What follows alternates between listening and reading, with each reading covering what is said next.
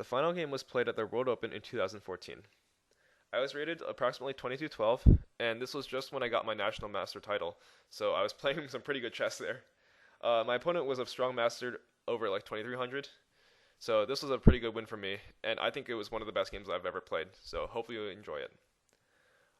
So after e4, black played e6, starting out with a French defense. I followed with d4, d5, and played the Tarrasch variation after knight to d2. My opponent played knight to f6, which is a pretty common move, and I followed with e5 to gain some more space. My opponent played the move knight to d7, retreating his knight, and I got my bishop out with bishop to d3. He struck back at the center with c5, so after c5 he attacks my d4 pawn, which also protects my e5 pawn, so my only choice here is to play the move c3, making a pawn chain like this. So just a little bit of background about the Tarrasch variation. Frequently white ends up with an isolated queen pawn on the d4 square. However, in return for this he gets more space, and black ends up with a backwards pawn on e6. Moreover, white usually gets a lot of chances to attack on the king side with this diagonal, and maybe later on getting the queen out. So let's see what happens after this. I played c3, and black played the move knight to c6 to put more pressure on d4. Now, since d4 is pretty weak, I go knight to e2 to protect d4 with our knight as well. He took on d4, I capture back, and now my opponent played the move f6. So after f6, we can see how my isolated pawn is going to come about. I take on f6, my opponent takes on f6, and now, yep, I sure enough have an isolated pawn on d4. So now after I have my isolated pawn on d4, I get to support it one more time with knight to f3. And my opponent went bishop to d6, getting his own bishop out.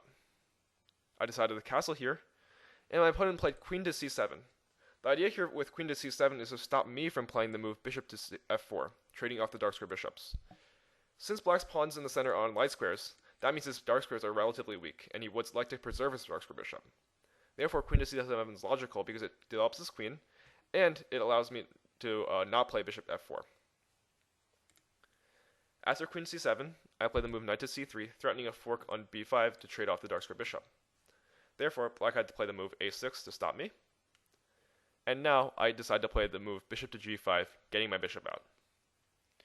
Now after castling, you might be wondering why I'm going to spend a lot of time making a pretty weird maneuver. I decide to play the move here, bishop to h4. Yeah, well, bishop to h4 seems pretty weird. Why do I need to retreat the bishop when nothing's attacking it? Like, it would be reasonable if you played something like h6, but he didn't play something like h6, and I just kind of put my bishop back, for no apparent reason. Turns out that after bishop to h4, it's pretty useful because I'm coming back to g3 to try to trade off this bishop. So I think that the bishop here is so valuable that I'm willing to spend 2 more moves to trade it off rather than keep my bishop on g5 there. Now this actually is pretty important too because eventually it allows me to get the control of the e5 square. So bishop to h4 and to g3 is an idea that you can consider in the future. So bishop to h4, my opponent played bishop to d7, and now I decide to develop more pieces, for example rook to c1. c1 seems like the perfect square because the queen's on c7, so my rook is directly lined up at the queen, maybe for later. Now my opponent decides to try to harass my rook with bishop to f4, but this isn't really useful because after bishop to f4 he's attacking a rook, but he forgets about my pin I can play with bishop to g3. So that's what I really wanted to do anyway, and I'm pretty happy I got it in. So my opponent played the move b5.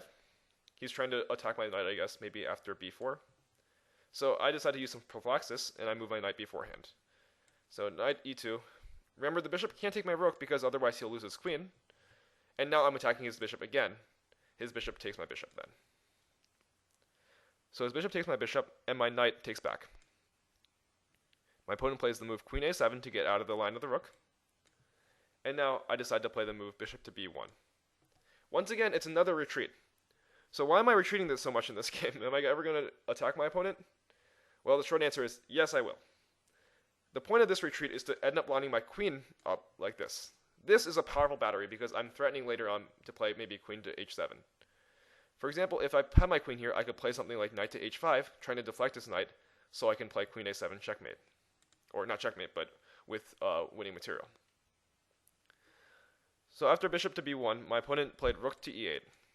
Once again, I'm not really sure what this does. I guess he wants to play the move e5, but I can easily stop that play playing rook to e1, controlling the e5 square one more time. So after rook to e1, my opponent played the move king to h8. Now king to h8, maybe black's still trying to play e5, but I decided to play the move queen to d3, and now I formally have my pieces lined up on h7. I guess my opponent got scared here or something like that because he played the move g6. After g6, this is not that useful anymore, but he opens up a new hole on h6 for me to use. So after g6, I play the move h3, just to stop knight g4 tricks later on. Maybe he wants to play that to control e5. So h3 is a slow move. My opponent doesn't really have anything good to do right now anyway, so I can slowly improve my position.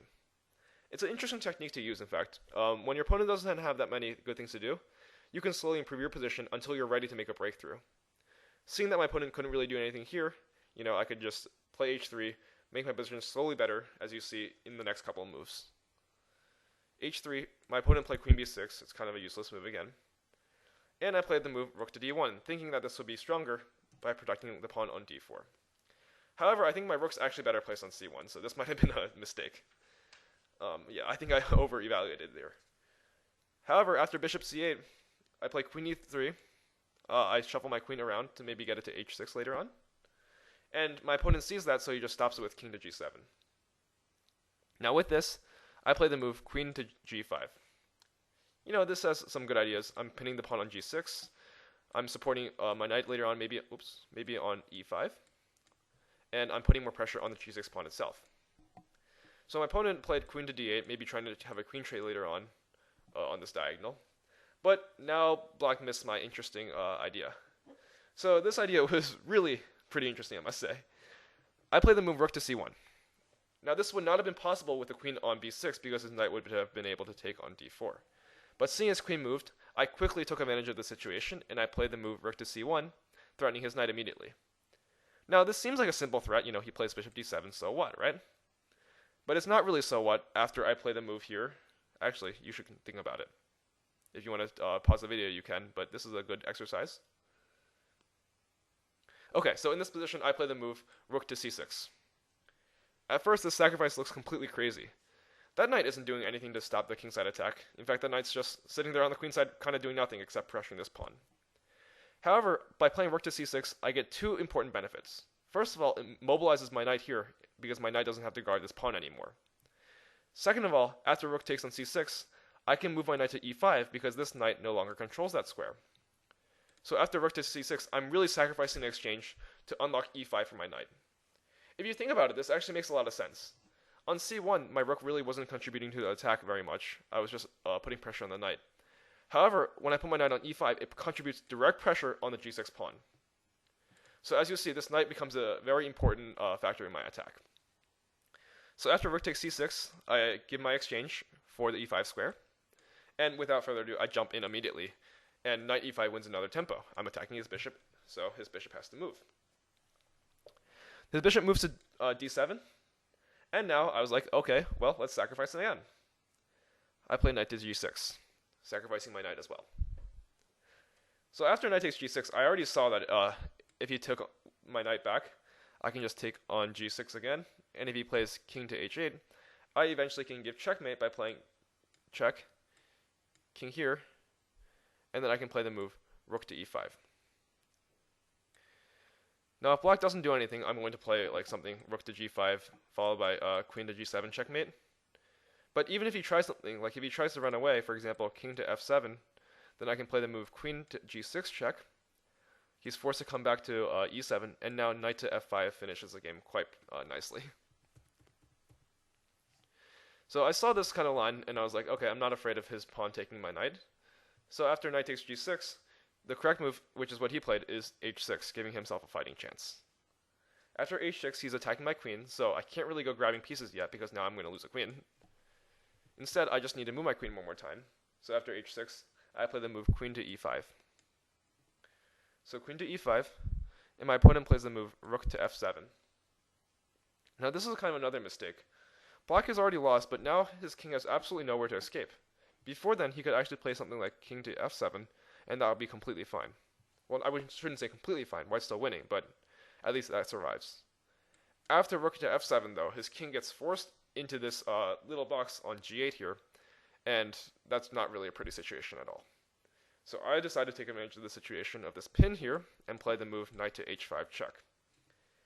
After knight h5 check, my opponent plays the move king to g8, and now it seems like black is paralyzed. Really, none of the black's moves are good. He can shuffle his bishop back and forth, sure. He can, I guess, maybe shuffle his queen. Nope, he can't. His queen can't even move. His queen, if his queen moves this way, he loses the knight here.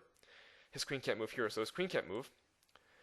This rook can't move, or neither of the rooks can move because the knight controls the squares. I guess he can move his pawns, he can move his bishop, or he can shuffle his king between here. So not that many solutions for him right now. But how does white get the crushing blow here at the end? If you want to pause your video, you can try to figure it out. I decided to win the game here by playing the move rook to e3, using my only piece that's not really involved in the attack anymore. The bishop is involved by supporting the knight. This knight is definitely involved because it's controlling all these important squares around the king. This knight restricts the rook's access and the king's access to the g7 square. And this queen, of course, is also aiming at the king side as well. So this rook gets into action and plans to play rook to g3 later on. Of course, he can't do anything like knight takes h5 right now because I have checkmate. So he's once again just paralyzed, absolutely paralyzed. He just plays king h7. It's really interesting how moving his king here while his king's being attacked is the most productive move. So I played the move knight to e7 check. The idea here is that after he plays something like king to h8, he here is officially lost because I'll win a lot of material. For example, I can take here. If he takes me here, then I can even take his rook here check. Notice how I'm already up a piece. So I already won my sacrifice pieces back. After king to h7, I played knight to e7. He played the move knight e4, trying to stop any idea I have. But here, I decide that my bishop here is more valuable than my rook. My rook here will take a little bit of time to get over there, and my bishop is already on this diagonal. So I decide to sacrifice my rook for this knight instead of using my bishop. So I take my rook on e4, and my opponent decides that the best action to take here is not to take back, because after taking back, I have bishop takes, and now his king actually has nowhere to go. So he's forced to play rook to f5, leading to checkmate. So instead, my opponent decides to take on e7 with his queen, after rook takes e4. Took with his queen. But after he taking with his queen, I play rook to g4. Once again, I need to cut his king off from the g file. My queen controls this diagonal, and his king's in check. This is discovered check. So my opponent's only legal move is to play rook to f5. But after rook to f5, I get to play rook to g7 check, forking his king and queen. If his queen takes my rook, then I have checkmate, of course. So he has to play king to g8, or king to h8. And here, the simplest move to win here is to play bishop takes f5. Once again, his queen still can't take my rook, but if his queen moves away, then I still have some checkmate here. For example, if he moves like queen to b4, I can just play the move rook to g3, for example, and that's just checkmate. So he doesn't really have a good way to stop the checkmate here, and he resigned. I won the game. So I thought this was a pretty interesting win with the sacrifice on c6, followed by the knight e5, and takes on g6 idea. It's some pretty aggressive play by freshly minted National Master me.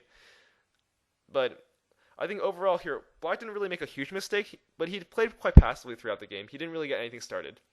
I think maybe black should have tried something like e5, get some pawn breaks in before his position got suffocated by my pieces. But in this game, it's important to see that prophylaxis is important. Get your pieces out. See what your opponent's going to do and stop that. I made some interesting positional decisions by playing my bishop back to b1 and my bishop back to h4 and g3. These are interesting maneuvers that you might want to consider. And of course, the attacking motif. You need to be able to sense when the attack's going to happen. Now, there's really no formula for that, but if you practice enough, eventually you'll be able to get it.